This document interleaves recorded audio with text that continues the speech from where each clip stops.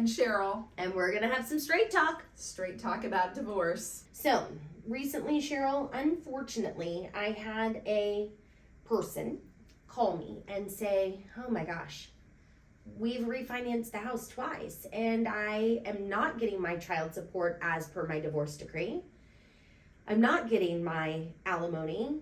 How do you pay your bills? Because I can't pay my bills.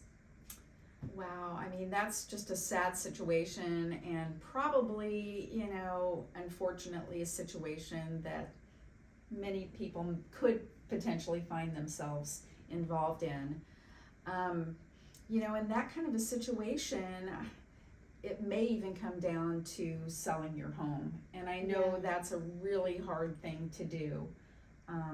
But you could sell your home, take the equity out and buy something less expensive if that's an option. What do you think about that, Audra? Yeah, I think that would be let's look at that last, right?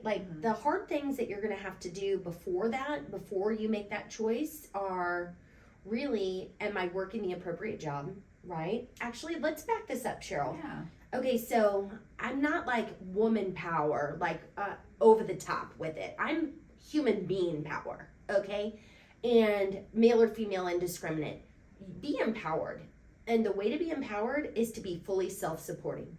And I appreciate that there are people who in a partnership chose to stay at home. And that was their job. That's a massive contribution. And it saves the family a ton of money, okay?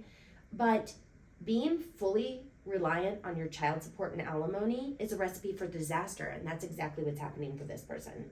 Well, that's sad. She may find herself having to search for full-time employment. Right. And then not be the kind of present parent that she wants to be. So where can we get a job? Where can we get a full-time job? Where can we get a part-time job? We're teamed up with staffing companies. So if you are interested or this sounds like, oh my God, this is happening for me, you know what? You can find seasonal work anytime. You're just going to have to humble yourself to whatever the season it is, and then get a plan where your whole family is enrolled in, we're trying to stay in the house.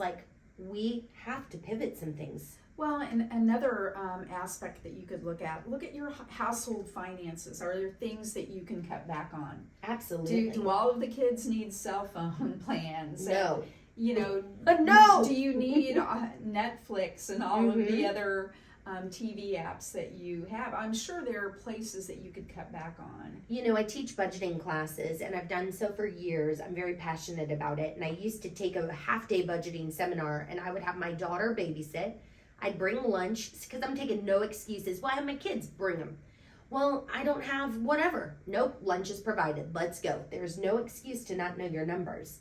Knowing your numbers, where people waste most money is actually in food. Eating out. Yeah. Complete lack of preparation. So if you need a food service, holler at me. I have one because I am an on-the-go kind of gal. I can't mess around with the food, and hungry is not a good look on me. It's just not, right? It's not on any of us, Audra. Well, I'm aware of it, right? And you're right, Sheryl. It's not pretty for all of us. So checking your budget, maybe getting a part-time job or a full-time job.